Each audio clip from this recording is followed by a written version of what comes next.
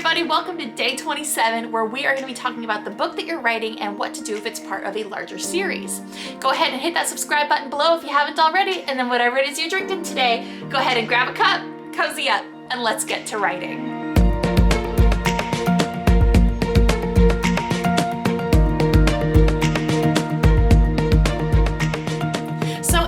Past videos, we have talked about scenes being like little mini stories, little mini plots within the overarching bigger picture of the whole book. Now we want to talk about having that book be part of the bigger picture of the overall series. So it's almost like if those little scenes were tiny puzzle pieces and they went together to make the whole big puzzle of the book. Well, it turns out that whole puzzle actually was another puzzle piece. We were making one bigger puzzle piece, and now that has to fit together with the other puzzle pieces, which are the other books, which are going to end up as your series.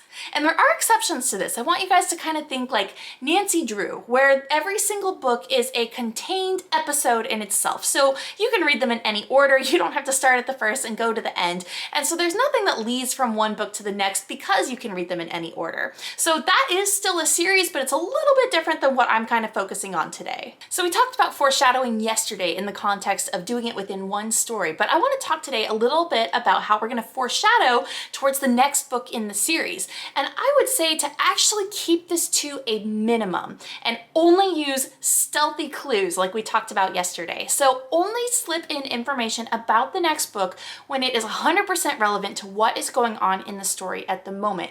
It's kind of a newbie writer mistake to throw in clues about book 2 because you're excited that as a writer you know things that are going to come up in the next book, and you know that when your reader reads book 2 and then goes back and reads book 1, they're going to catch it and pick up on it and be like, whoa, this was about book 2 all along. But as a reader, when you are only reading book 1, you haven't read book 2 yet. A lot of times those little forward hints about what's coming in book 2 are kind of jarring and don't fit in book 1. And so I'm going to go ahead and put the rule down that you have to use stealthy clues only. They have to be totally related to what is going on in book 1. You can't just take a little paragraph aside to mention something that's going to be coming up next because it's not totally relevant to what's happening now. So an example of when this is done stealthily and done well is like in the Hunger Games, where in book 1 it mentions District 13, like that they were blown off the map. And so you know about them, you know that they were destroyed. And so it was 100% relevant to what was going on in book 1 to mention that, but it definitely has an impact later because it turns out District 13 was of course not actually destroyed, which we find out in later books. But we don't need to go on a whole tangent in book 1 about maybe setting some doubt about whether they were destroyed or not. It just included the information that seemed totally relevant at the time, and then that story about District 13 did become more relevant later when it turns out they weren't actually destroyed after all. There is also a moment in, I'm almost positive it's the 4th Harry Potter book. It's right after Voldemort comes back and Dumbledore is telling somebody, go get these 3 people. He lists off 3 people to go get, and you recognize 2 of the names and the third one you don't recognize, and you just don't really think too much about it. But if you were an avid Harry Potter fan and mystery solver, that third name was Mrs. Fig, who was somebody who was mentioned offhand back in book 2. And so the reason I list this as a stealthy clue is because it was just said almost in passing. You know, if you didn't pick up on it, you were only out literally like 2 words worth of reading. You didn't have to go on a whole 3-paragraph tangent to see that he had snuck in this little tiny side hint.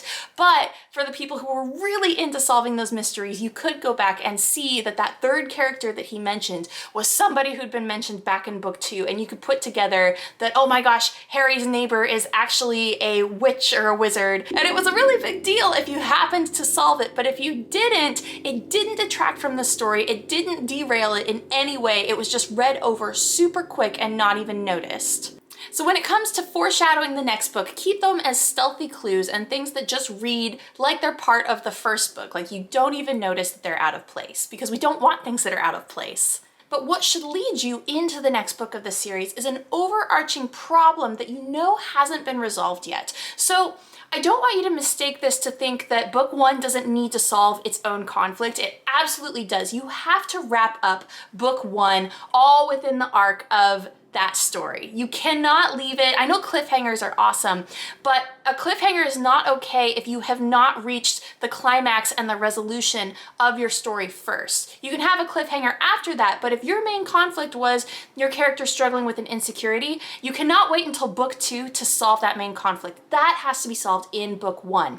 But if it's part of a bigger story, if it's part of a bigger overarching problem of they want to solve all of the inner conflicts within their life, and we know that as a reader, then that can lead into book 2, where if in book 1 they were trying to solve their lack of self-confidence, and in book 2 they're trying to solve their lack of self-worth, that would be still part of an overarching story, but book 1 resolved the one conflict that it was focusing on. So the first Harry Potter book sets you up for knowing that Voldemort is going to be coming back at some point. That is kind of like your overarching story that goes throughout the entire series. The Hunger Games sets you up to know that the Hunger Games, you know, just because Katniss and Peeta won in the first game doesn't mean the games are over. There is still like a worldwide problem that they're gonna have to solve. And in my series, Secrets of the Tally, you know, you're trying to figure out who your main characters are in book 1, and you definitely do figure it out, but then it opens up an entire new can of worms, which becomes the rest of the series, and it spans through this entire war of the humans versus the monsters, and you know it's gonna take multiple books to solve it, but each one has a very specific conflict that gets solved within that book. So remember that cliffhangers are great as long as the main conflict has already been solved. You cannot make that the cliffhanger into the next book, because if you do, your first book was not actually whole. It was not an entire book. And also you can use foreshadowing, but make sure it's very stealthy and it's related directly to what is going on in your first book, because you don't want to be going on side tangents, because even though your reader will know later when they read book 2 what it is you were talking about in book 1, while they're in book 1, they don't know what you're talking about and they don't really like that. So don't go on a side tangent. It has to be directly relevant to what is going on in book 1.